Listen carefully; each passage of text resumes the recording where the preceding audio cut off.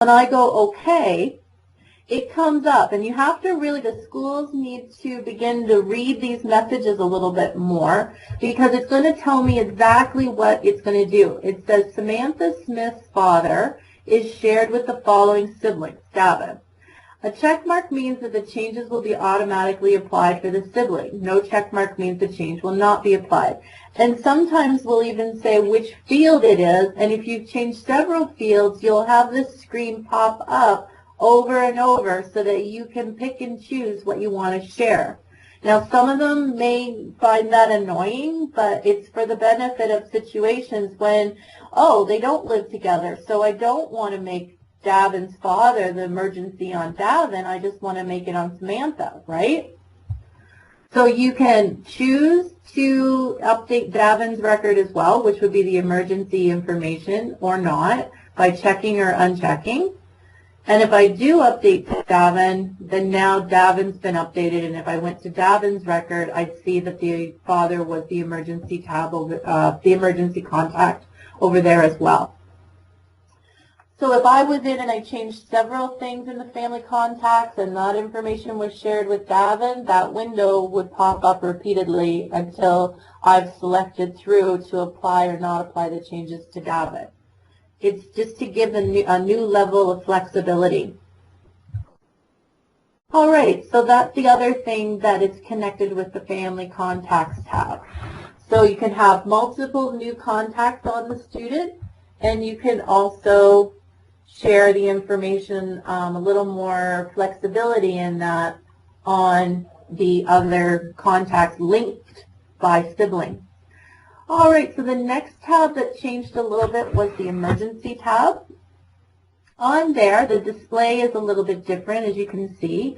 Even in the elementary school, the display is a little bit different with the sitter information that shows up on the emergency tab. So what this is doing for me is if I look on Samantha, it is actually showing me the emergency contacts. So not only can you do that in a report, you can also get that information just from looking at the emergency tab. In addition to that, if I just go back to the biographics for a second, you'll also see the emergency contacts listed in order on the emergency section down at the bottom on the biographics. So Aaron Harris is the first emergency contact, Patrick Sarka is the second, and that would be the doctor information that's showing there as well. So the doctor tab always shows up on the biographics as well. So by putting in that flexibility and naming the people and numbering them, you've carried it right through to the biographics tab at the lower left. When you go in and you edit your emergency tab, so here if I was to edit the emergency tab, it does look a little bit different. We still have the emergency notes, but I'll point out the emergency notes because in my experience, a lot of people don't realize this little feature about the emergency notes, which has been there all along, is if you put in any health situations or emergency type information that you'd want anybody to see at a glance. So let's say, oh, let's just do the standard old allergy to peanuts and coconut or something like that, whatever. Coconut, it's too early.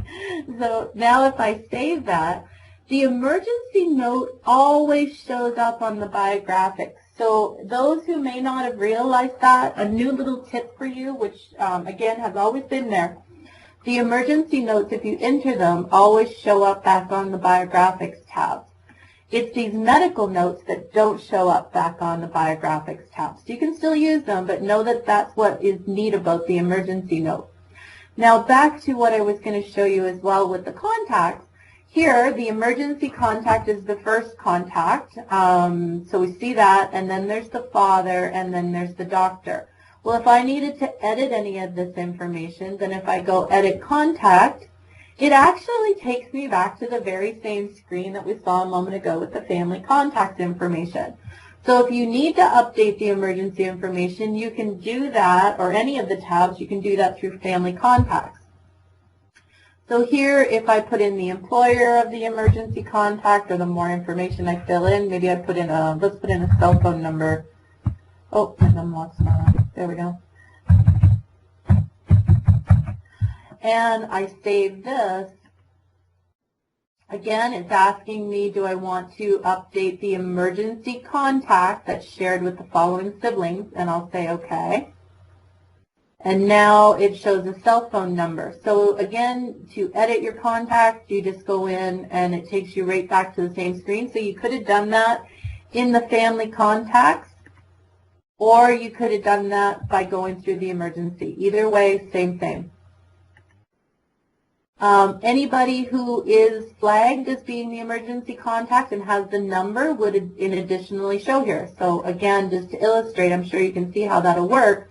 If I make mother an emergency contact and I save that and I say sure, apply it to Davin, now we see that on my emergency tab that has expanded to also include mother because she's in there too now. Doctor comes by default. And if I go back, look how I've even got emergency father, mother now, and in the order that they're specified. So again, you can change the order numbering, and there they all are back on the emergency tab. So there's my note. Aaron's the first, then Patrick, then Margaret's the third. So it all comes together. So that's how you can use the emergency tab. For the elementary schools, when you go into the elementary, the sitter information, that's just another tab. So if they have the sitter information, it'll still display here on the emergency, but when you went in to edit it, you'll actually see that the sitter will have their own tab, just like the doctor does. And again, it's always been my philosophy as well that I point out, the more information you enter or track, so with these new fields, if you go through and you update your records to include some of this information that we've added since you've gone to MapleWood Enterprise, the more you're going to be able to pull out and report from your MapleWood and include that information in your various reports. All right. So another feature, I'm just going to hold off on the history bit because that has to do with just secondary schools. Let's take a look at what you can now do through your reports and through your inquiries. So I'm just going to, just bear with me a second. I'm going to just pause the recording for just a moment. So thank you there while we took a brief interruption while we checked on some background information. So where we left off, that was pretty much all of the features on the student record per se. What I want to take a look at now as well is the features that you can get to within reports. So your inquiries did not come across with the MapleWood. I'm sure you guys may be going to save some of the standard ones, but any inquiries will have to be rebuilt. So that's a possibility. You may have to build new inquiries again, but all of your reports are still there. So you didn't lose any of your reports and such, but you may have to make the inquiry again that you used to have maybe to find all the students who had 5 or more absences, that sort of thing. Then once you build it once, it'll be there again for you. So here with Report Builder, nothing drastically changed within reports for printing or reports for exporting.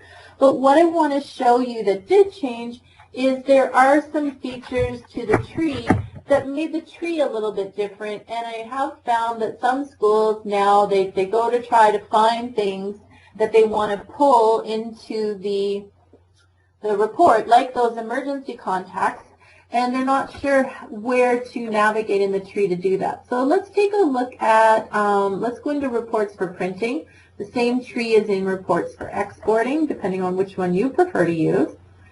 So if I wanted to build myself a report, and I wanted to put in that report my new pulling of information based on contact number, then what I would do is I would put in my new body field, so the blue one, and I would probably, if I'm going to pull a name or something, maybe I'd make it a little bigger. And for those who aren't familiar with Report Builder, unfortunately, I am kind of glossing over how you use Report Builder because this is to show the new features, not a lesson on how to build reports. So with the body fields, the blue ones, if I want to pull those emergency contacts, I just double click and I get my tree. From the outset, it looks pretty familiar and similar.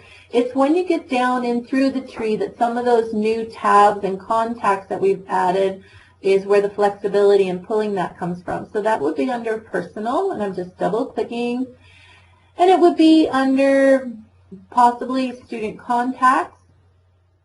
So here, instead of going to father or going to mother like you did before, you go to student contacts, which you can envision as all of those different titles, tabs rather.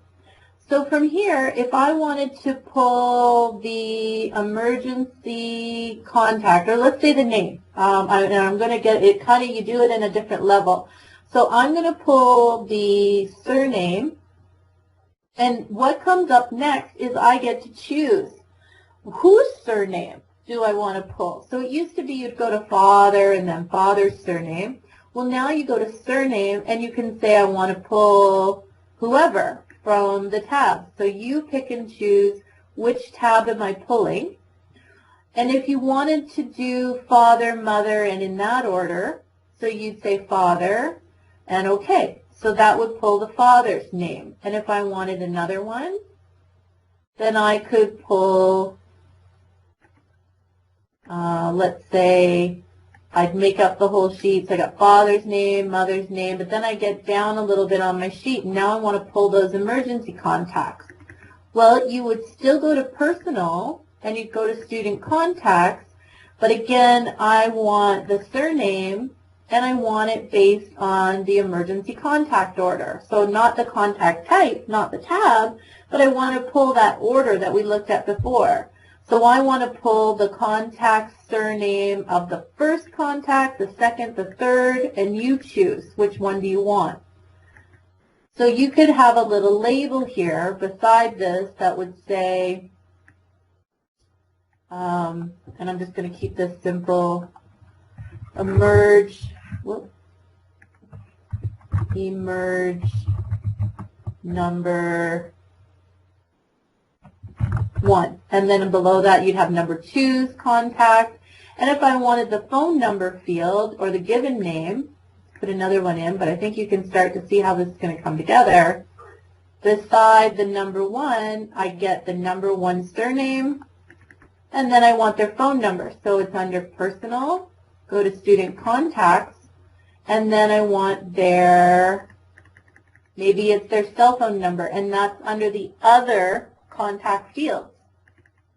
And their cell phone number. And again, I'd pick the emergency order, the first contact cell phone number, whoever that happens to be, and then I pick a format. So now I've got emergencies 1, their name, and their cell phone number. And then underneath that I could do 2 and their cell phone number, 3 and their cell phone number, whereas up here in the top part I could pull father, mother, and emergency based on the tab name. Now in the lower part I'm pulling based on the emergency contact order. So that's how it all comes together, and that's how you use the tree to find those people's information. So that's what's different. You go to student contacts.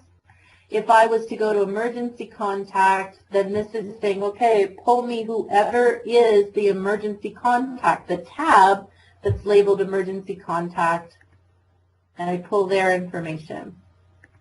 So it's a little bit different than it was before. You get to say, when you go to the next level, who do I want to pull? The contact type, the contact number, the contact order. It's up to you. All right, so that's what's different.